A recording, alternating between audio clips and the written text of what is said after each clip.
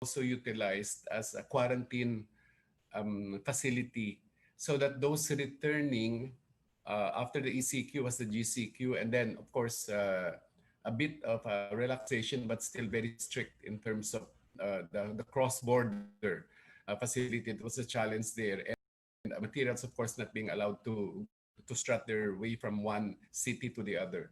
A no going home policy made a lot of difference for us because during the ECQ, we were able to lock down about 250 men, which we fed and provided facilities.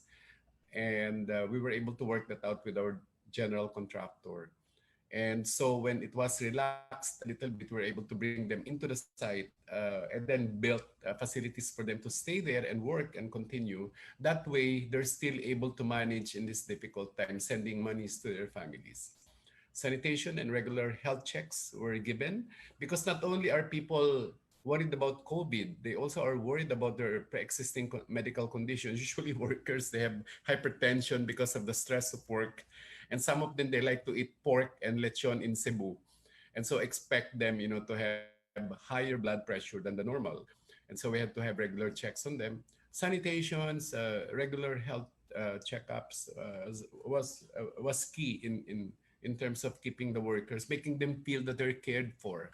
Incentives to keep the workers from leaving were also one of those that allowed us to be able to top up in the difficult times.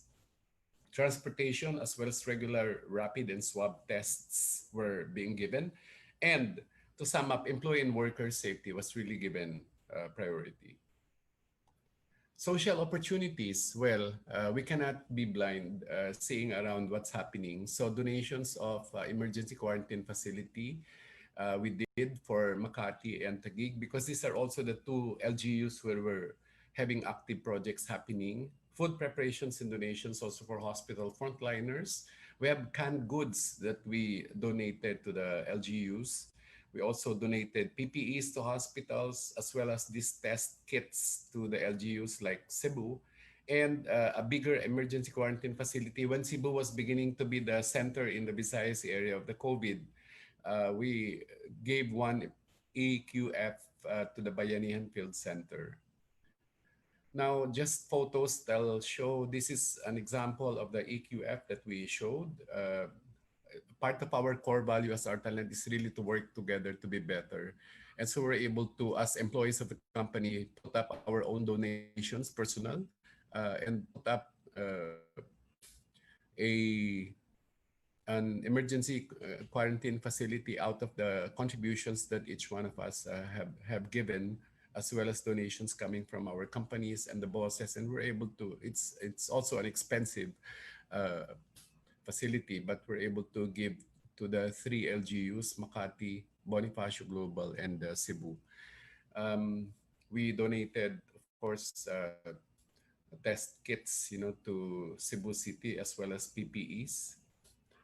Some of the canned goods that we gave out, and the daily Zoom meetings that we do, just to make sure that everybody in the Artalan family is well. If you report, for example, that you had exposure to a member of the family that have exhibited like a sore throat or just a cold or a cough or high temperature, not necessarily high fever, it has to be disclosed so that the necessary support of the medical team within the company can be accorded to the person. Staff and workers barracks, because they were locked in the offices, we converted our conference room into a sleeping facility, allowing them social distancing and then regular thermal checks.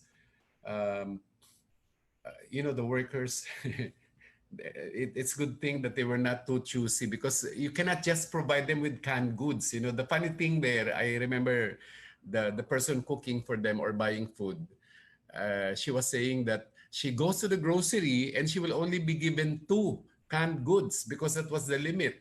And she was saying to the grocer that I have about 250 men to feed, so we had chicken and rolls of beef and vegetables. Now, these site barracks provided us the opportunity to be able to complete our project despite the stringent protocols.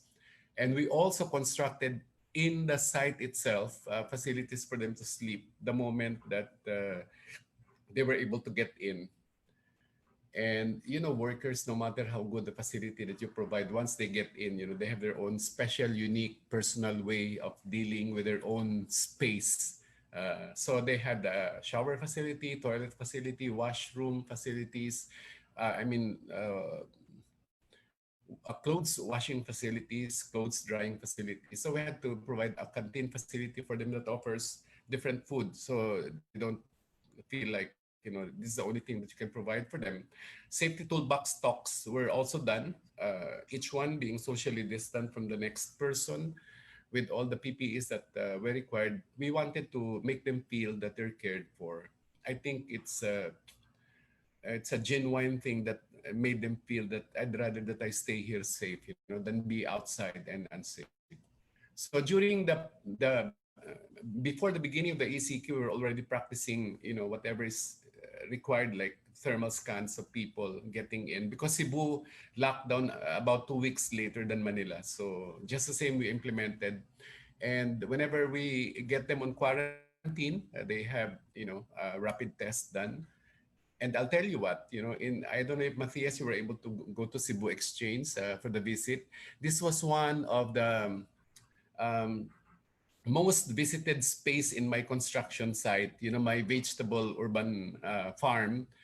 Uh, a lot of the leafy vegetables were already harvested, but it sustained our people in the site during the lockdown because they couldn't go out.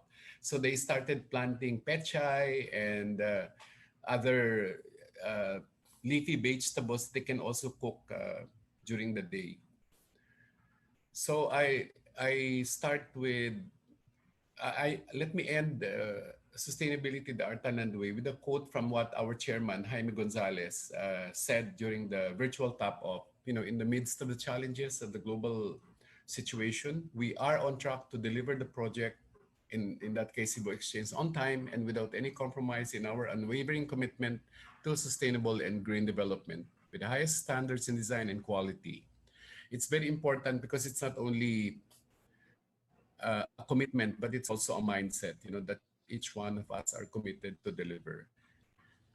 The biggest lesson, we were doing things right. Through our sustainable developments, we proved that respect for the environment is important.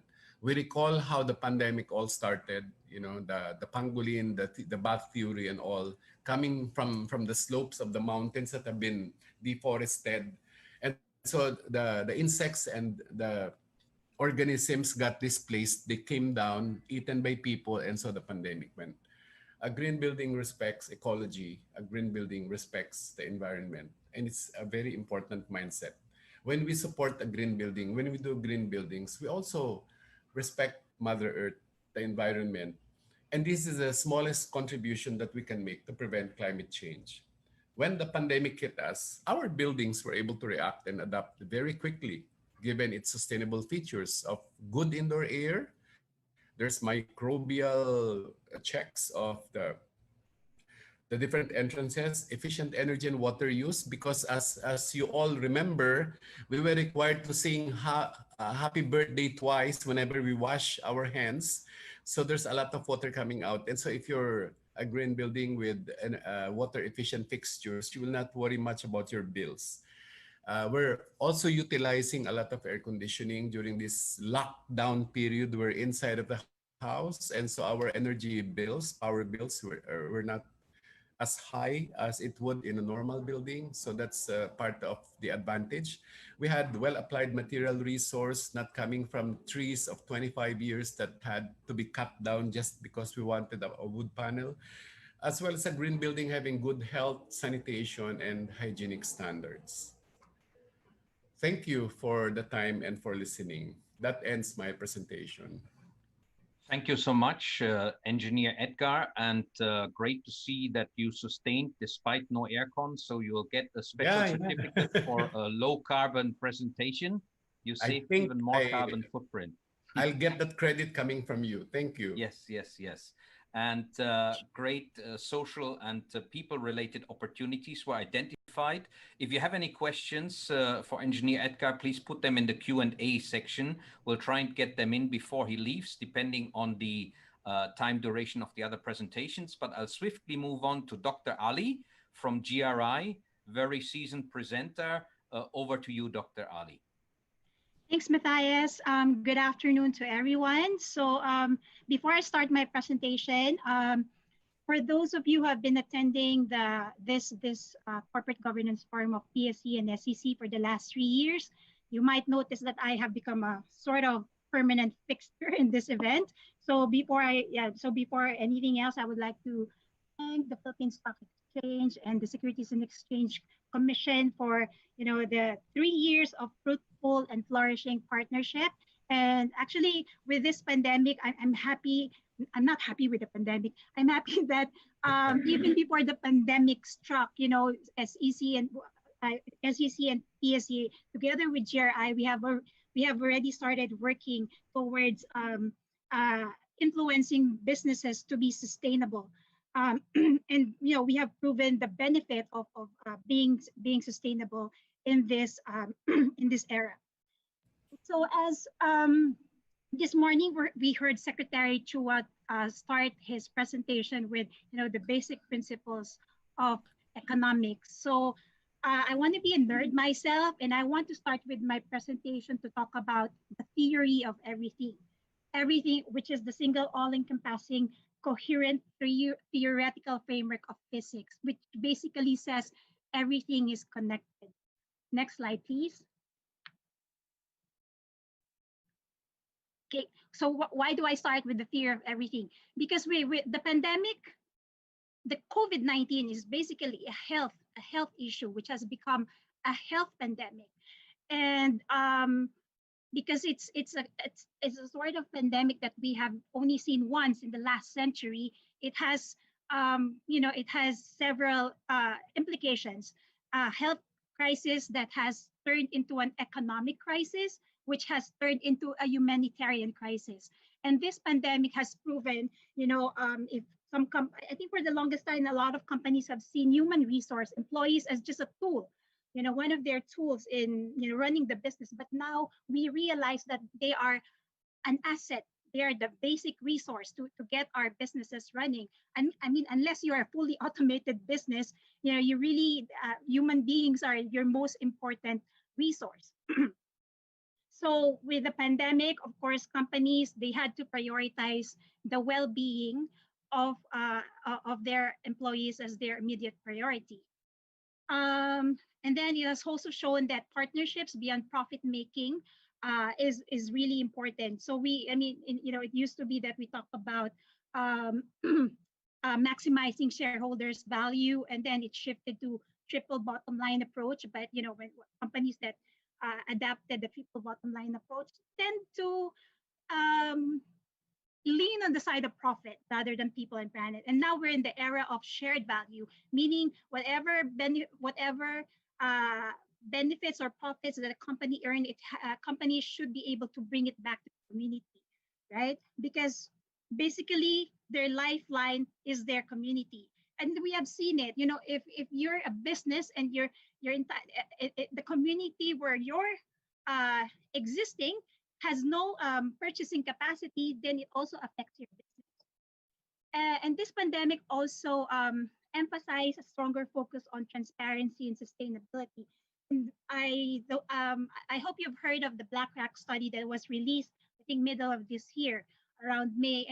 And they have that study has shown that ESG tilted investments in their portfolio has far more performed better than their counterparts.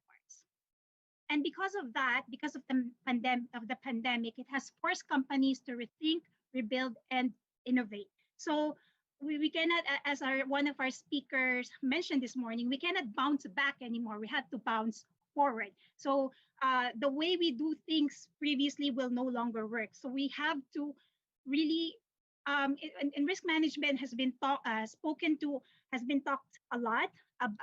about a lot this morning. But more than risk management, we should also think about our impact, because our impact to the environment, to the society, and the economy will eventually go back to our business operations. I said fear of everything, and then of course there is now we see an increased demand on sustainability teams.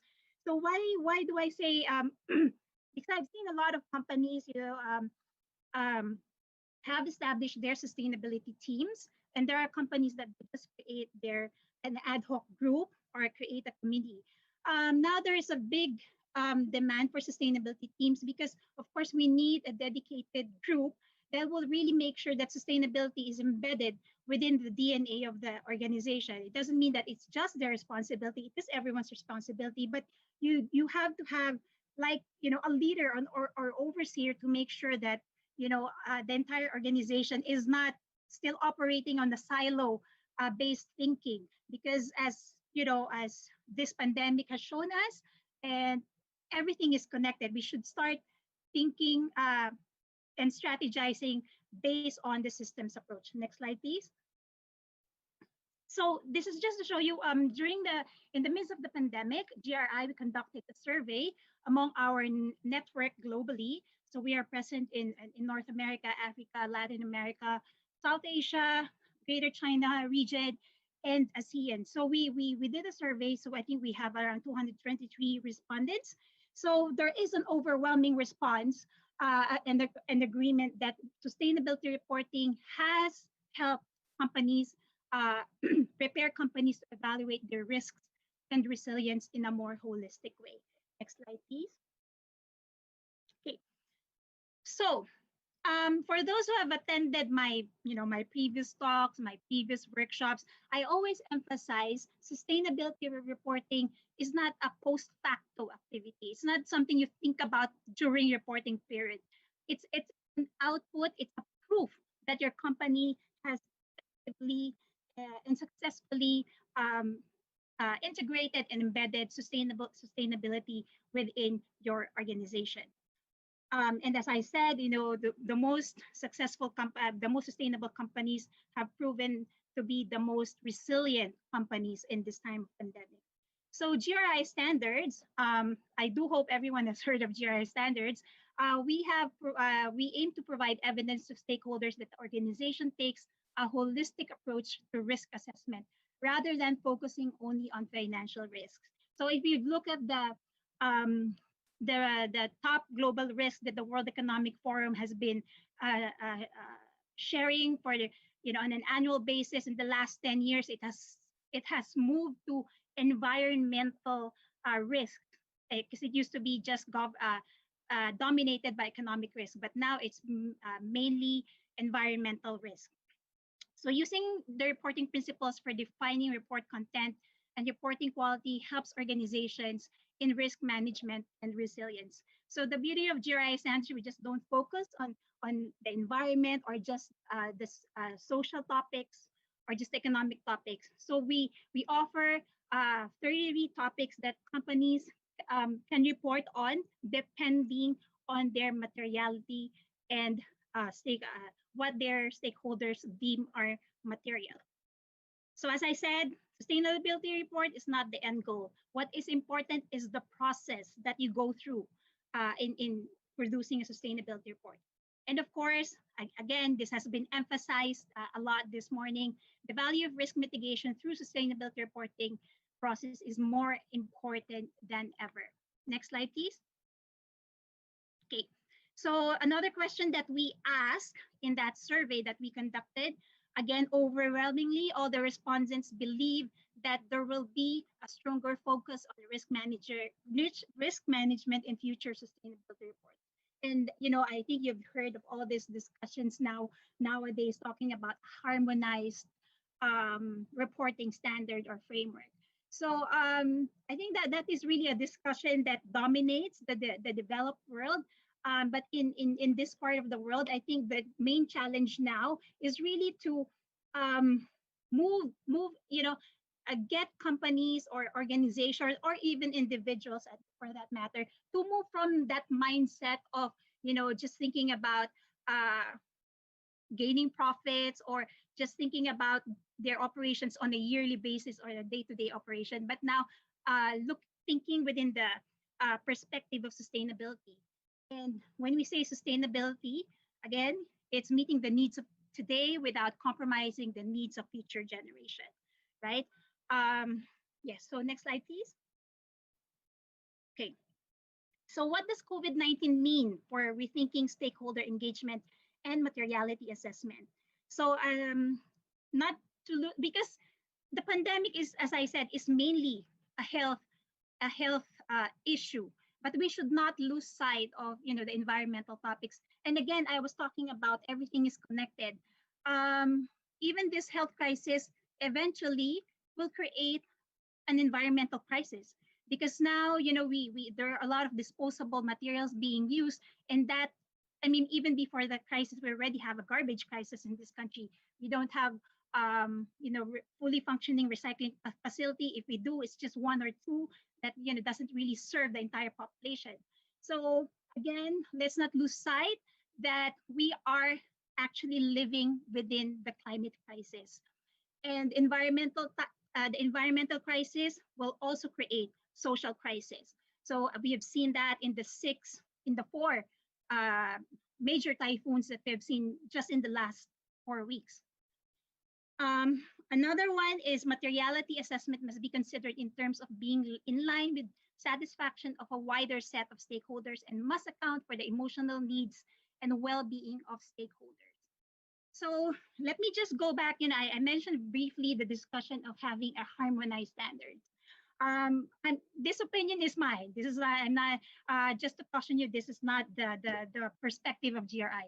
But I would, for those who are inclined to call for a harmonized standard, I would caution you on that, because we see there is a huge demand from investors, but we have to, the danger of that, and again, going back to GRI, the beauty of GRI is that our materiality is from the perspective of what is the impact of the organization to the broader environment, economy, and the society. And some investors and even some standard setters are viewing it from the other way around, right? So if companies would start looking at, how does it impact me, then we're moving 2 steps backward rather than moving forward. So reprioritization of material topics will be inevitable. So boundaries will have to be extended. So in just to share with you, in the European Union, they already have a non-financial disclosure regulation. They're now already talking about double materiality. And I think even the SEC regulation somehow has touched on it, because the SEC regulation has also included reporting on the TCFD. So when I say double materiality, so how GRI defines materiality is that how your organization impacts on the economy, society, and the environment. And how it becomes double materiality is you also have to factor into your, when you think about materiality, how does climate-related incidents or events impact on your operations? And I hope this is not something that you have to think about or still argue about, because we have already seen how environmental catastrophic events, had put the regions in our country at a standstill. And for those who have seen my previous presentation, I've shown you, I remember, I think I've shown maps before, like how the country will look like if all the polar caps melted. And we don't even have to wait until the polar caps melt, because we're already seeing the damage it's doing to our environment. And not just the environment, the most tragic of all is the impact to our fellow men. So the last one is transparency around how materiality assessments are undertaken and change over time is crucial. So I just cannot emphasize enough that as a company, as an organization, that you start looking into transforming your organization into a sustainable one. It's not just crucial for your own company survival, for your survival and the country's survival. Next slide, please. Yes, so I would end with this. So I know everyone's already having COVID fatigue, right? But It's not something we can control. We cannot call it to stop, but we really have to be prepared because this is just a snapshot. I'm not trying to scare you, but I think for all those that have attended my presentations, they might think that I tend to always paint a grim picture, but this is not. This is reality. We should not just plan how to respond to COVID-19 because after COVID-19 is just it's just a small wave, and behind it are the bigger waves, and we are now actually living in a technical recession, and we're still in the within living amidst the climate crisis, and after that, we will expect biodiversity collapse. So for those who have heard of the planetary boundaries, like there's 9 of them, and we have already reached the tipping point of 4 of them. So small incremental changes are not enough. So we really have to really undertake bold changes within our organization. Thank you very much. Thank you so much, Dr. Ali. Yes, you scared me, but sometimes, it's maybe healthy to be a little bit scared so we can evaluate the risks and take them into consideration, both from a company perspective, business perspective, and more of a societal perspective as a whole. So thanks for the great presentation. So we will move over straight away to Ms. Mabel Wong, the Director of Sustainability Consulting Asia Pacific at Elevate Limited. The floor is yours. I think you're all the way from Singapore, right, Mabel? Well, I am originally from Singapore, but I'm actually now based out of Sydney, Australia. Oh, wow. Exotic location. But thank you so much to the Philippine Security Exchange for inviting Elevate and myself to present. So I'm sharing my screen now. Matthias, can you see the screen? Is it all good? It's not yet in presentation mode. It's still in editing mode. Yeah, perfect. Now it's perfect. Yeah? Okay. I think when I was speaking with the organizers and recognizing, today's panel, and then in particular, I guess with GRI, which for Elevate, we've been supporting a lot of organizations pertaining to sustainability reporting, materiality, stakeholder engagement, I guess all those key and all the more key now because of COVID services Elevate has been supporting really globally. But today, actually, what I'm going to focus on, I've been asked to focus on, is much more on the supply chain, responsible supply chain, ethical sourcing work that we do, and what we've seen, really supporting companies pertaining to transparency in their supply chains and how they've coped through COVID. For those who don't know, Elevate, perhaps you might have known us by the name CSR Asia. CSR Asia, where I was a part of, was acquired by Elevate. And Elevate has got deep insights globally around responsible supply chain. Really, we support companies across the spectrum pertaining to supply chain, from risk assessment, as you'll see on this particular slide, to also really supporting on their social compliance audits. We do about 17,000 social compliance audits globally. Well, that was certainly a number pre-COVID, and that's slowly picking up for us. But really, we push much more on that beyond audit model. So I'm really glad to really hear, in today's session around the emphasis on workers and worker health and safety, because in addition to obviously the social compliance audits that we do on site, we support a lot around worker engagement and also supporting on grievance mechanism and helplines. Actually kind of like leading up to COVID, we were receiving actually a lot of calls from workers, pertaining to what they were seeing and the worries, etc. And really kind of how we support companies, and this is really to be understanding their supply chain risks, and then really taking, I guess, a strategic approach, because not all their suppliers are the same. They've got different relationships. They spend with them differently. The issues are different.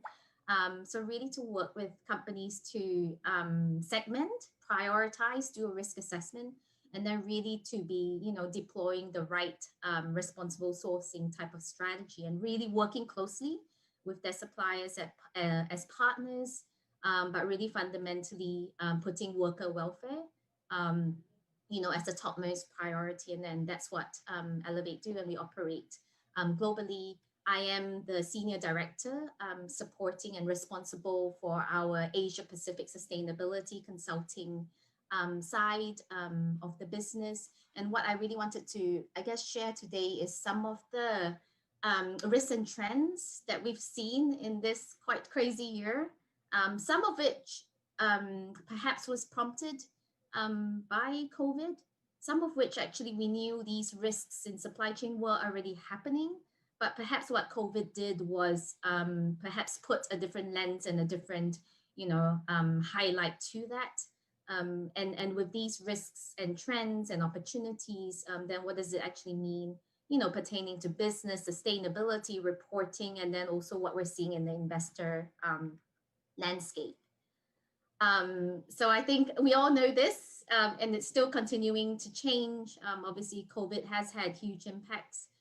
But when it comes to, I guess, supply chain and the work that we're doing, certainly the trade wars has been, even pre-COVID, and continues to be a huge impact pertaining to supply chain, really causing companies to think about where they should be sourcing from. Should they all be dependent or largely only sourcing from China? Obviously, the trade wars and the tariffs have had and continues to have significant impact. Certainly with COVID, we've seen a bigger push on everything going online. What does that then all mean in relation to supply chains? And a few of the other things that, all of us have been talking about, I think has, had probably a big emphasis and spotlight during 2020 around obviously social media, the use of AI.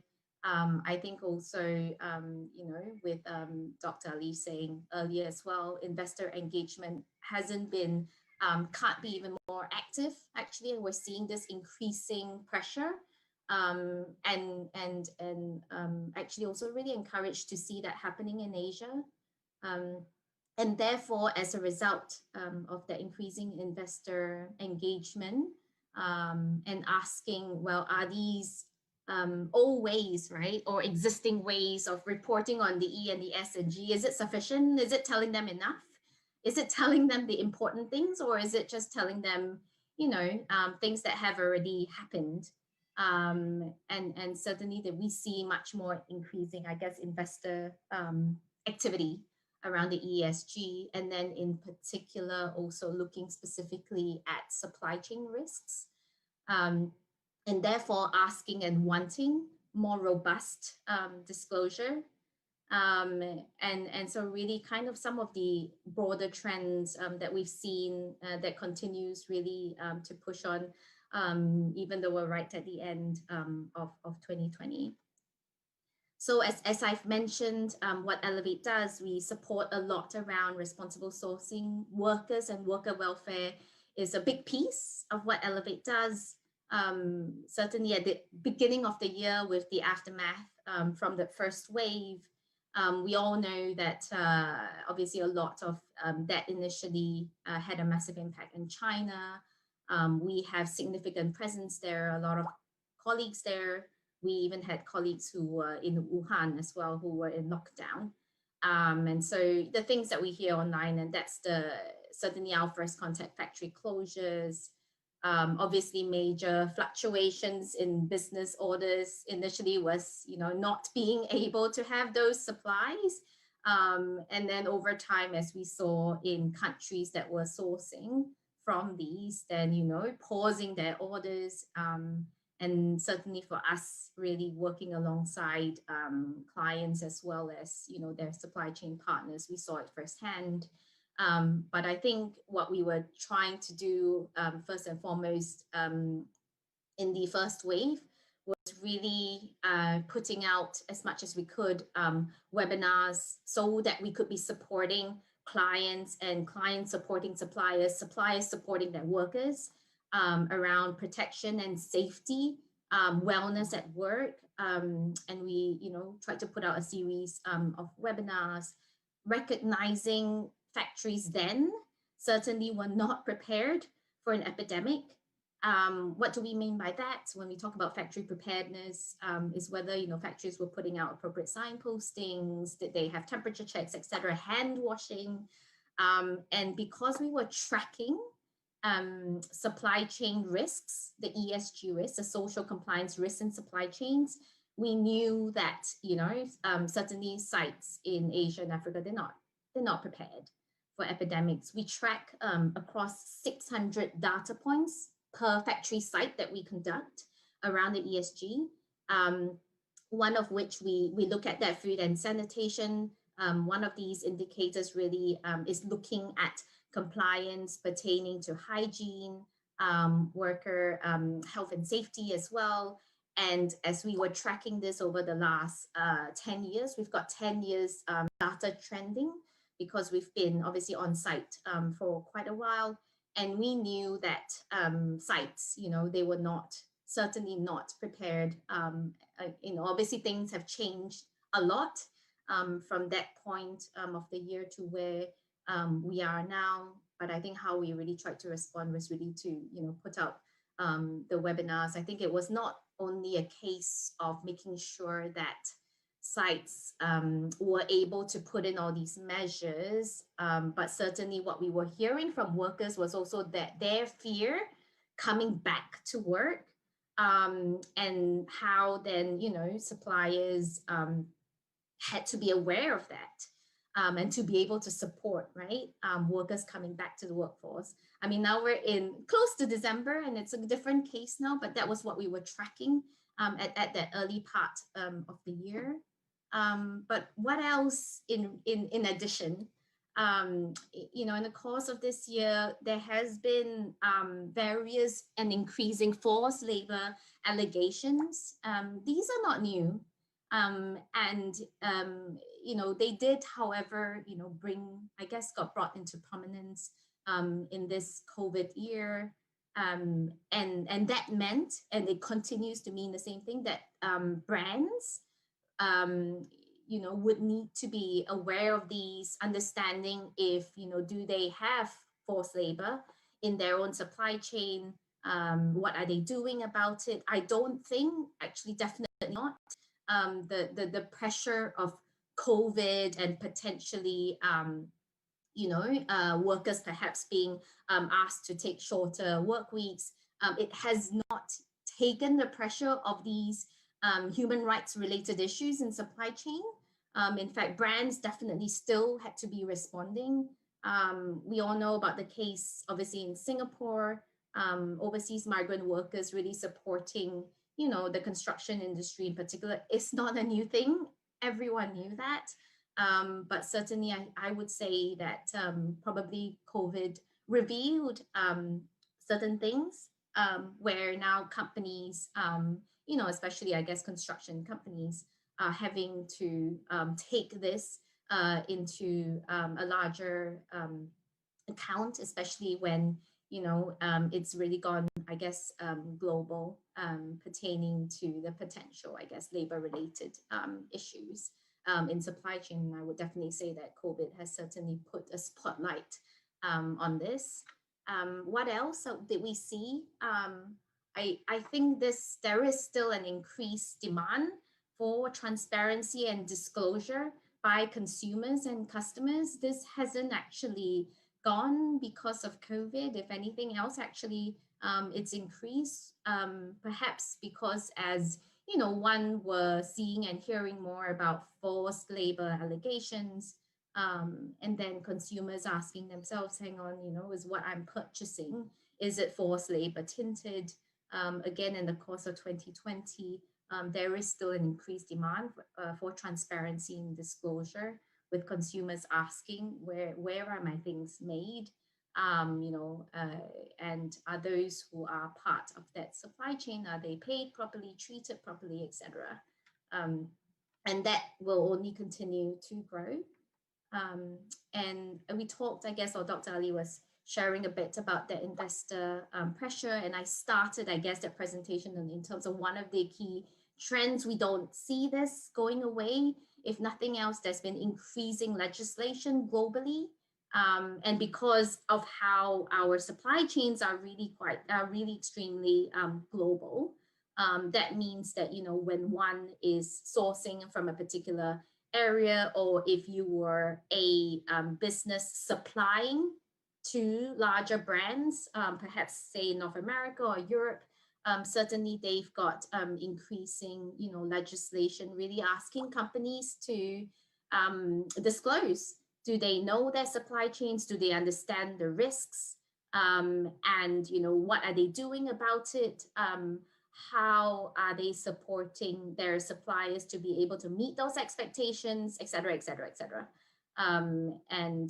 You know, this, I think even in the course really of this year, it again hasn't gone away. It's continued to put that pressure. We know in the US, they've put out increasing withhold release orders, where, you know, if a particular product is deemed to be tainted, you know, with forced labor, then they can't even be importing really those particular products. And that's got huge implications, right, for suppliers as well. So really, what does all of this mean? I obviously for today's session is talking about, I guess, what we see in the wake of COVID, and that's social. And I'm really glad that we're focusing on the social. I mean, obviously on the environment side of things, again, we all know that, and I'm heartened that actually in Asia, you know, by various bodies, be it stock exchanges, be it government, there is so much more happening in terms of, you know, embracing, I guess, that environmental climate change related discussion. But I would say, you know, pertaining to the social, so I'm really glad the Philippine Stock Exchange is focusing on this. It's probably taken a bit of a back seat, I think, compared to the E piece. And yet we know that actually in the wake of COVID, these challenges, human rights, health and safety, protecting our vulnerable workforces, you know, combined with what we're seeing in terms of financial solvency, it's just going to exacerbate really these risks. And, you know, where is the pressure, I guess, being pushed down as well? And as we see these risks and priorities shifting, we know that investors are increasingly expecting for more dynamic ways, really, of disclosure, really wanting more, and also saying that, you know, what's publicly available now is inadequate. It's inadequate. And so what does that mean for business brands and retailers? And I would say this from Elevate, having supported really so many companies in terms of understanding their supply chain risk assessment. I still would say that when it comes to supply chain transparency, responsible supply chains, it probably has had a little bit less. It's probably less advanced and less emphasis, I would say. In Asia, it's definitely increasing, but perhaps haven't had the same seat as climate change.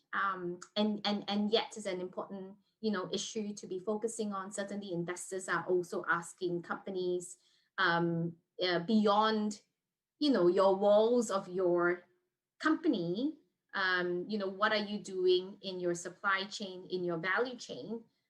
Do you understand those risks? Because they're not someone else's problem. It's your supply chain. You have a responsibility. And what are you doing about it? Do you even know it?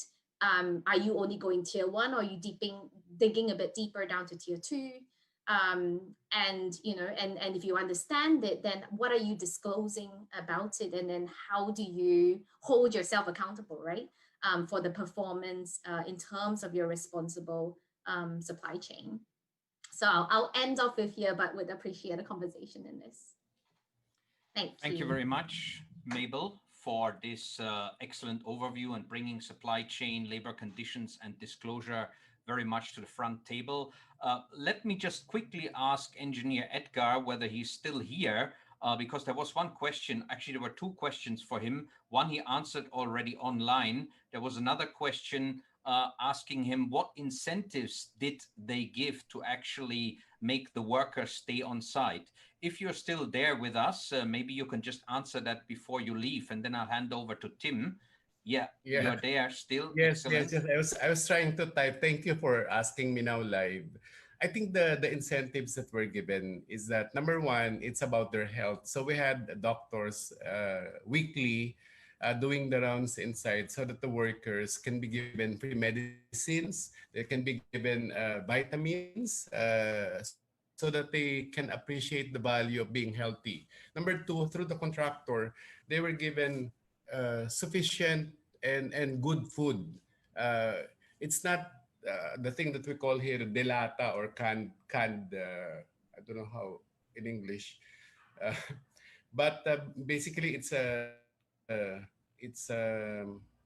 various menus that are being prepared. They made sure that there's somebody who's on top of arranging that they get chicken and beef and veggies and canned goods put together so it circulates and it's just not just one.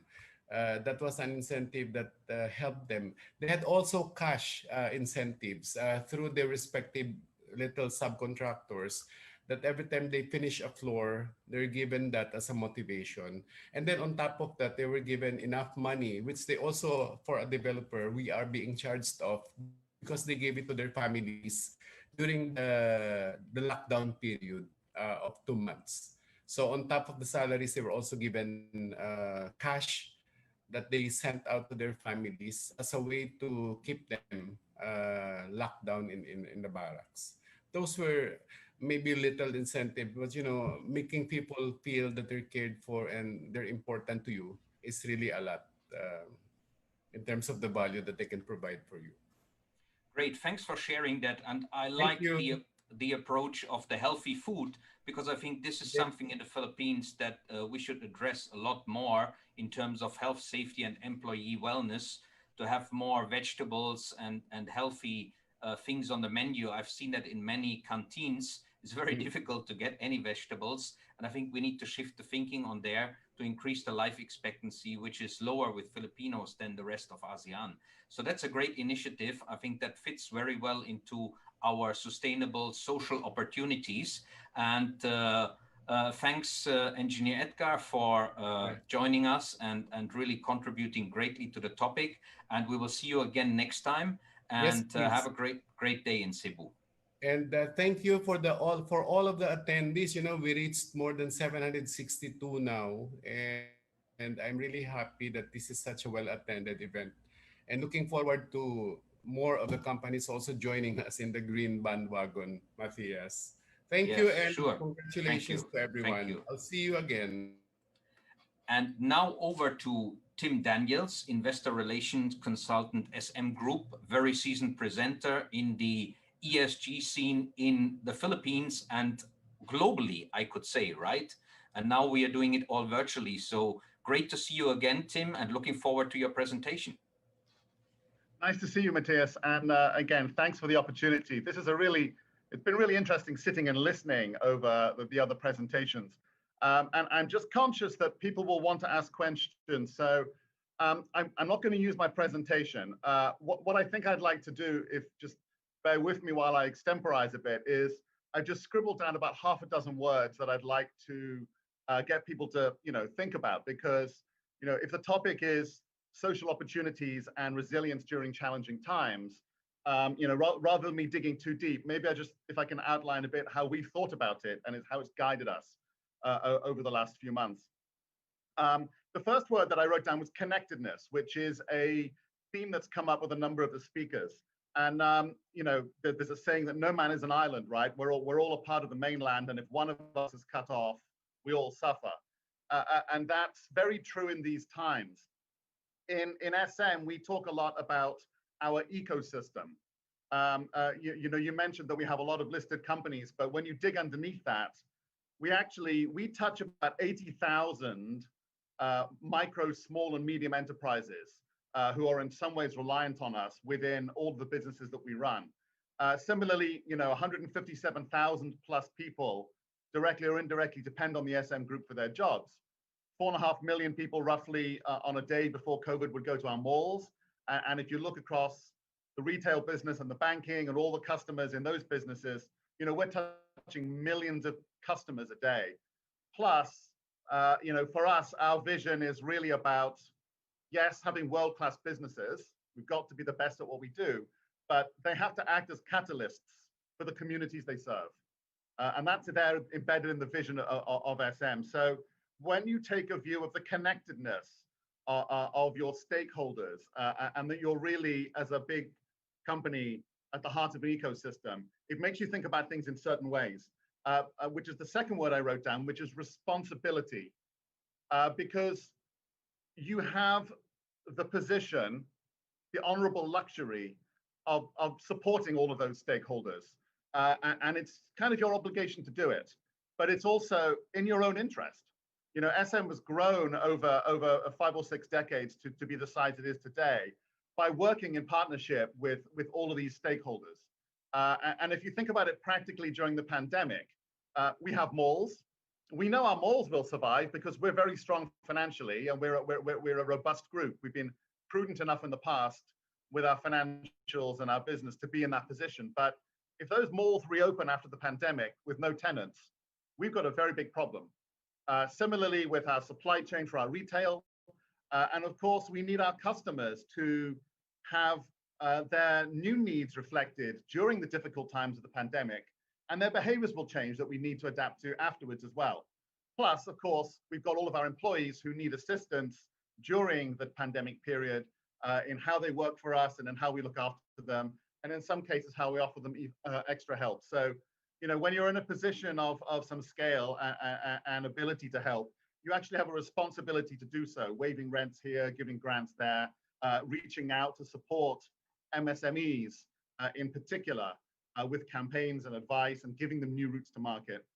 These are the things that come naturally out of your responsibility once you recognize what it is.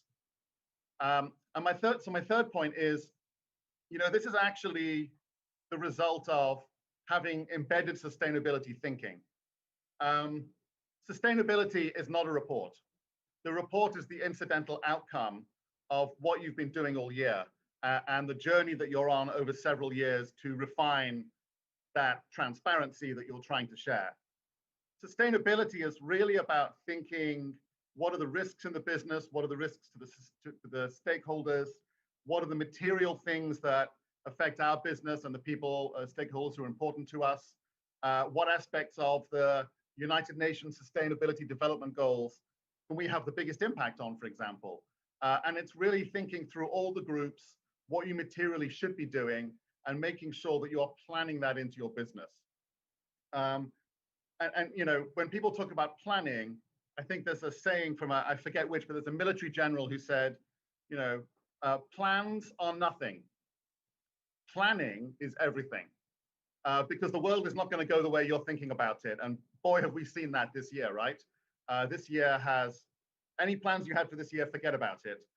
But the planning you did, the thinking you did previously about your risks, your opportunities, your stakeholders, what's material and critical to your and their long-term success, that has absolutely been relevant this year. And it's because of that that we were able to quickly, pretty much on day one, mobilize how do we use our supply chains and overseas sourcing to bring medical equipment into the country? What do our employees need to even get to staff the branches? There are people who can't move, our security guards. What do we do to supply them with the food and the accommodation and the clothing and things they need? What do our communities need? What do our tenants need? When that's built into your sustainability thinking, the answers are, they're very quick to come to, and the call to action that you feel is very immediate. So the whole sustainability embedding process is really important here. I mentioned MSMEs, and I think I would just like to highlight the criticality of MSMEs to Philippines and right now the difficulty of those MSMEs. So they're a huge employer across the country. We are in many ways a collection of MSMEs within SM, and far more people across the country are employed by MSMEs than they are by large corporates in general. So they drive economic growth and they create employment. but they're at the most risk financially and from route to market and ability to survive. So we've really tried to emphasize as our real priority right now, how do we support MSMEs? You may see a campaign out there called Kasama ng SM, where we're trying to build awareness about many of the suppliers and particularly Filipino suppliers in our network. But we're also helping them with what are new channels for delivery, what are digital channels, what's new ways we can help them get their products to market, what are new routes to market for our customers. We're helping them with, well, what new products the customers need during the pandemic that's different from before, and general business advice across, as many of these as we can, because that's where the urgent need is right now, where, even in our banks, we're trying to make sure we can provide, that cash flow, that lifeblood to keep them going, give them what they need. And then finally, I wrote down, so what are the benefits of all of this? In the near term, you're looking after your stakeholders, you're helping everyone get through this difficult time together. And that means we keep our ecosystem together and we've adapted to customers' new and discovered needs. So we should be stronger coming out. Looking after people is not entirely selfless. It will make us stronger as a result. When in my investor relations role, I've spoken this year to, I keep a running total and it's well over 700 investor conversations in individuals and groups around the world. This virtual way of operating has made conversations very easy, but they all basically said, we know your financial results are going to be bad. We're okay with that. Do the right things. And over time, companies that take this approach are going to get rewarded, and we firmly believe that.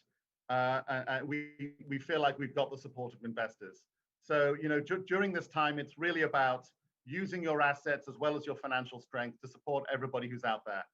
And my final point, I would just repeat something Ali said, which is, let's think of COVID as a dry run for climate change, because sustainability is going to face a far bigger challenge if the predictions are right. We're going to have the equivalent of COVID and typhoons and worse, for the foreseeable future under a climate change environment. So the kind of sustainable thinking, risk management, preparedness that people are highlighting now is going to be even more relevant going forward. Let me stop there, Matthias. Bunch of thoughts. All right, great. Thank you so much, Tim, for keeping it tight as well, so that we have some time for questions. Before I introduce our poll question, just a very quick follow-up question for you, Tim. With you having had so many investor relations discussions, has, due to COVID, the social aspects like labor, health and safety, and supply chain, have they increased in importance and significance in terms of what ESG investors are looking at? Yes, in a word, because it's critical to business survival these days to make sure that you are looking after all the necessary stakeholders and conditions, for the future. And the things you just mentioned are right in the heart of that. So I would say pretty much 95% of conversations have started off with, how are you getting through this? What are you prioritizing, and how are you thinking about it?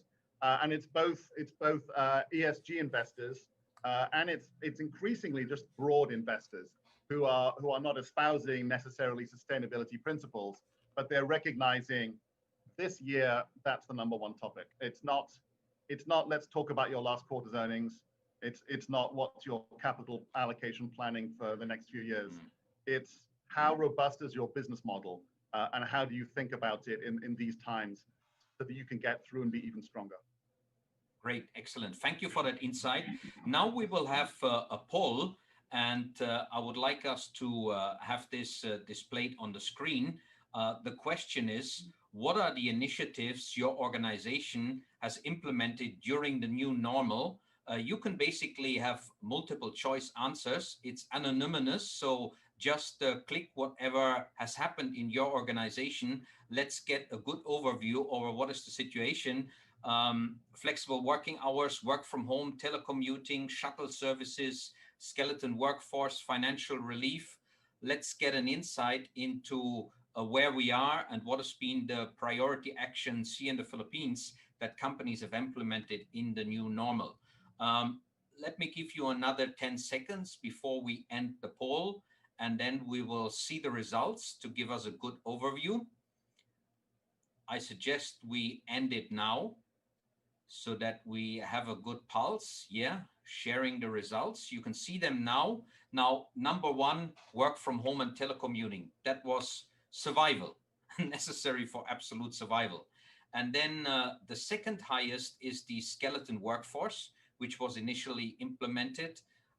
Then we have flexible working hours and shuttle service as well. I think flexible working hours is a very interesting one because that could potentially lead to higher employee retention, especially some people that want to avoid the traffic jams. This can be an interesting topic. So let's go straight to some of the questions that have been asked because we only have about 12 minutes left in our session.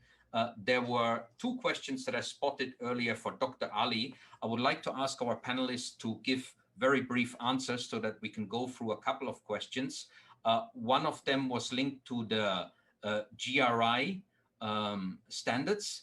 Are they facing changes due to the experience we are making now?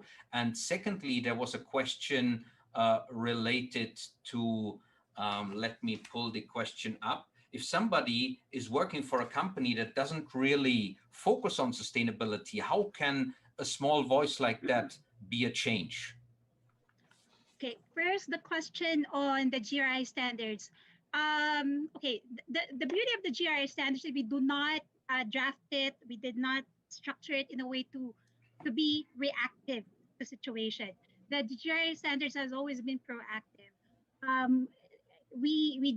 We continuously review it and amend it when necessary. GRI standards have been, it's not formulated by like a small group of people in Amsterdam, but we have a multi-stakeholder council coming from different industries, sectors, different countries from all over the world, and we get their input and feedback, and we make sure that it is responsive to the times. So for those who have been reporting on GRI, you know that it has evolved from G1, G2, G3, G4, and now the GRI standards. And right now we're working on the revision of the universal standards, GRI 100, and we're also working on our sectoral standards. So I think we have released the draft on the agriculture and fisheries sector and the oil and mining. So do expect, you know, that for us to come up with more sectoral standards. So that's one thing. Second thing, for the small voice, there's no such thing as a small voice, right? Everyone has a contribution. What I can say is that if your company is still not moving towards transforming your organization to sustainability, you are setting yourself up for failure. So I do hope your boss is here. You know, the thing is, we're already living in a crisis. If that still doesn't convince your superiors, right? Well then, yeah, you're setting yourself up for failure. Climate change is real. I think let's not go the direction of Donald Trump, right? If just because you don't experience it, it doesn't mean it's real, right? We don't see air, we feel it, it's real.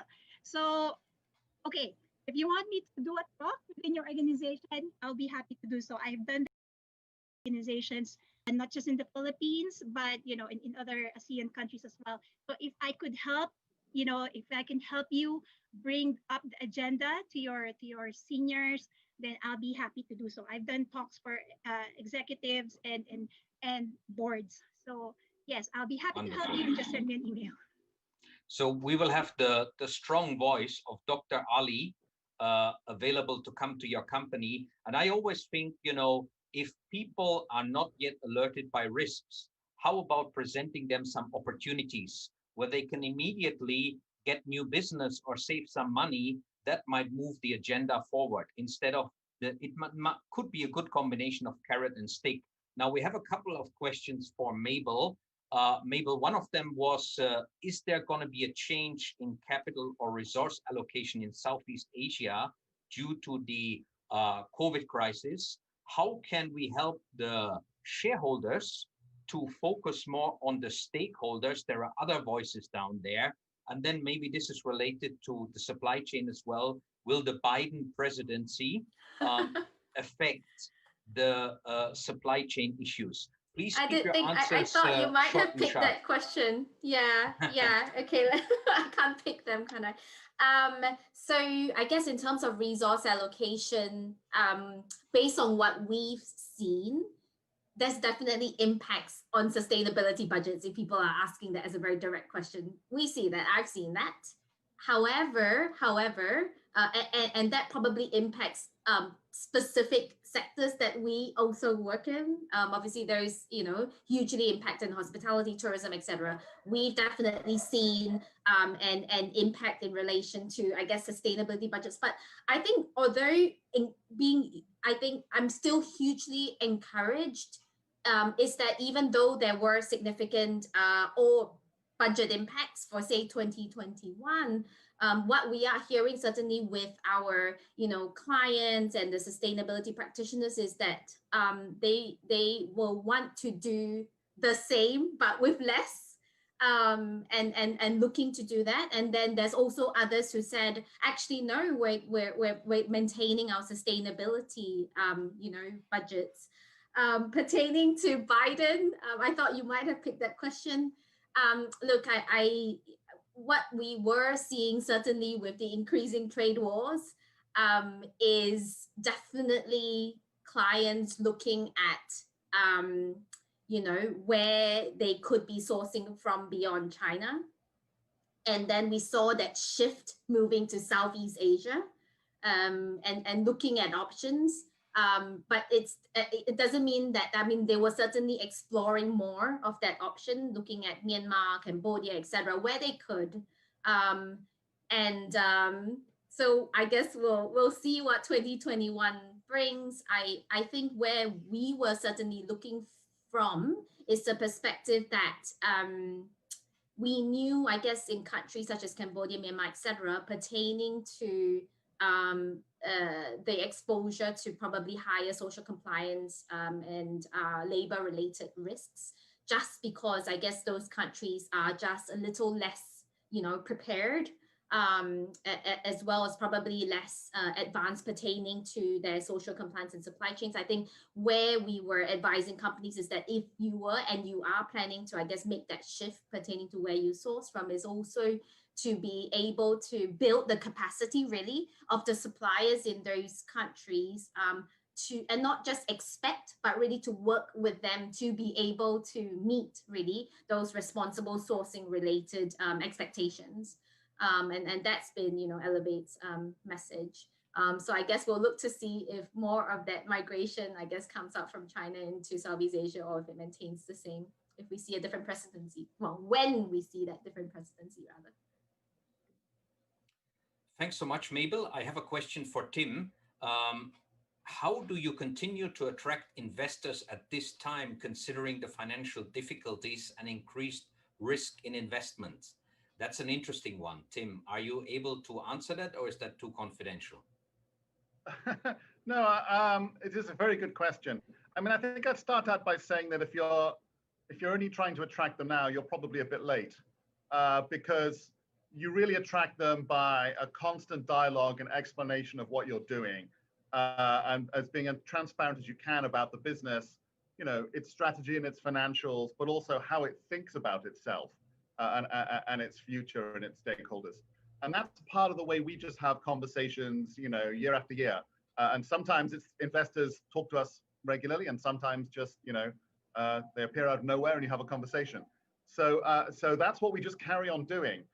For us, the emphasis has just shifted this year onto which parts are the most relevant right now, and how that fits with the overall story. But sustainability and being able to talk about it, it still fits in with for us, the Philippines is a great place for the future.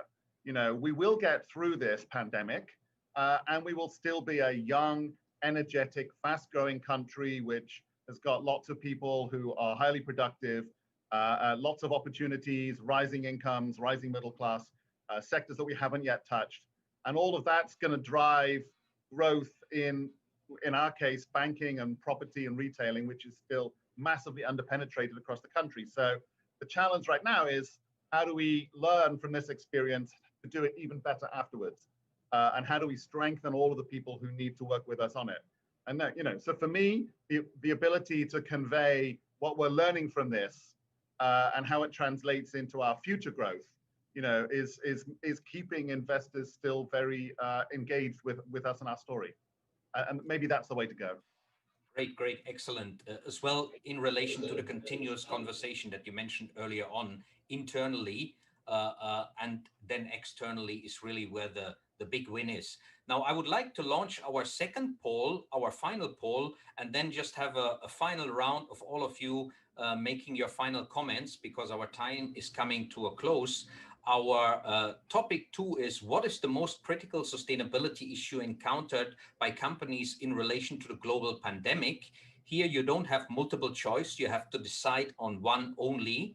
And let's see what is the feeling of all the participants here. What is the top priority, the most critical sustainability issue at this point in time in the global pandemic, where we are really being stretched, but at the same time, we can still find some social opportunities. So, and that's as well the final question that I will ask all the panelists. And we will start off with Mabel, then Tim, and then Dr. Ali can share her thoughts at the end. And I think she has an announcement as well to make. So let's close the poll now and see what are the results. Number 1 is health and well-being of workers and executives. Same what came out this morning. We are living in an area of health and wellness as a new focus area. And I think this is a great opportunity as well for ESG, for sustainability, and particularly as well here in the Philippines. I always get reminded of the statistic which shocked me, that we have a lower life expectancy in the Philippines. So focus on health and wellness can only be good. And I think we saw it this morning as well with the presentation of Mr. Chua, that some other related health issues are really where the very high death rates are, not necessarily at this point in time COVID-related mortality. So Mabel, maybe you can share in 1 minute, where do you see the biggest social opportunities for all the listeners out there during this pandemic? Where can we turn crisis into a social opportunity? Yeah, I don't know whether maybe I'll pick up that question that was to Dr. Ali in response to your point, is that I've been in sustainability for over 10 years, specifically for this region, and I've only seen growth. My worry when COVID came was that, that's the first thing to cut back. That was my biggest worry, but it didn't happen. It didn't happen. And I'm massively encouraged. So I don't know whether you see it as an opportunity. I do, that despite COVID, where it really hit financially, and yet businesses are still pushing forward and talking about sustainability and environment and now supply chains, I'm incredibly encouraged. So I think perhaps I'll get everyone to focus on that. COVID didn't stop the conversation. In fact, it grew it. And put a spotlight in other areas. So I would say, see that as an opportunity, that it will only grow. All right, great. Thank you, Mabel. Tim? I would say sustainability is not a cost. Sustainability is an investment in your own future and in all the stakeholders who are going to help you deliver it. And you actually have to look after all of those stakeholders. This year, we are seeing a big emphasis on the S part of ESG. It's our employees, it's our partners, in our case, it's our tenants and our supply chain, our communities, right? We're focusing on the S rightly. Governance is always going to be important. That's always there. But we can't ignore the E as well. The E is coming. And let's have holistic material sustainability thinking now and after this pandemic, because I think we're learning the importance of this way of operating and thinking now. And again, it's not a cost, it's an investment in your own future. Great, excellent, Tim. Thank you so much. And Dr. Ali? Yeah. Okay. So I want everyone's so positive. So I'll try to paint a grimmer picture, which has been my role today. As I said, COVID is just a preview of bigger things to come. And the thing with COVID is that we're still in a good place because unlike environmental crisis we have seen with the flooding and the typhoon, more and more now we will see concatenated events. So when I say concatenated, this is just the one crisis that will create a series of crises. So we have a typhoon that has created flooding, then you have to open the dams, and then you have lives lost, livelihoods lost, homes lost. Not just home, the entire we see entire regions, then denuded in water, right? So we are in for, and this is just a preview, as I said, and we are facing the Pacific, and with the greenhouse gas emission, the oceans are getting warmer, the typhoons are getting stronger, they are getting longer. I remember, for those who attended my workshop in March with SEC, I asked them if we are to have a typhoon the same magnitude that the Bahamas had early last year, sometime last year, where it lasted 72 hours on top of the country. Is your company prepared for that kind of scenario, right? Or we've been talking about preparedness for earthquakes, right? Because we're due for a big one anytime in the next 20, 30 years. So other than having fire drills in their building, how far are you planning? So I hope that this pandemic will allow companies to revisit how they do their risk management, how they do their business continuity plans, how they do their strategy development. And I think one thing that has the beauty that I always, and after painting a grim picture, I want to go back what is beautiful that this pandemic has brought us. That is the stronger partnership between the public and private sector. And as we've seen, right, all over the world, especially here in the Philippines, in the early days of the pandemic, when governments are scrambling to find supplies, it was the private sector that has stepped up to find those much needed supplies for the health sector. And without the private sector, the casualties would have been bigger. So I see hope in that, because now we're going full circle. So if we go back to history, the main purpose of corporations, the Roman conception of corporations, is really to serve a public purpose. It's for to serve a particular social service. So I'm happy that hopefully we continue to do that. And on that note, before I end, I would just like to invite everyone, because we did discuss supply chain.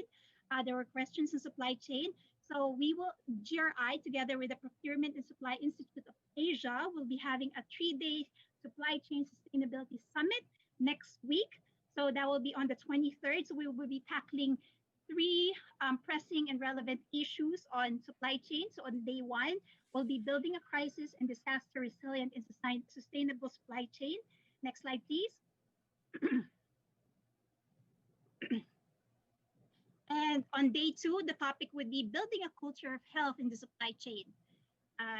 And then on day 3, next slide, we will be talking about harnessing digital innovation to improve supply chain resilience and sustainability. So you can see there the registration link.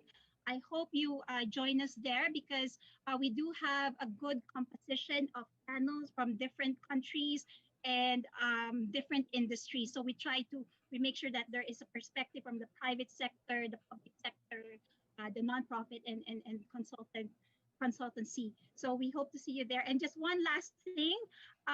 So for the speakers, we mentioned that we were giving away, we will be planting trees for you, right?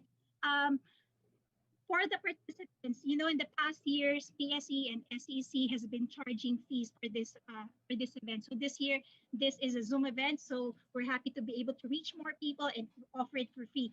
But what we ask of you is do your share. And with the typhoon, we know how important trees are. And I just want to make an appeal. I know it's too close. Companies do give corporate giveaways at the end of the year. Why not give the gift of change? Thank you very much. Great. Thank you so much, Dr. Ali. And in closing, it's been very enlightening. There are loads of social opportunities. As President Monzon said earlier this morning, this is the time for ESG, environment, social governance, to be strengthened, to be accelerated. And with the words of Chairman Aquino, for a better Philippines for all. Thank you so much. Great to have you all here, and see you next time. Thank you. Thank you, Matthias, and members of the panel for that very engaging discussion on the social opportunities and resilience in challenging times. Again, let us have a virtual photo op with the panel. If we could ask all the panel members to face their cameras and share with us their brightest smiles.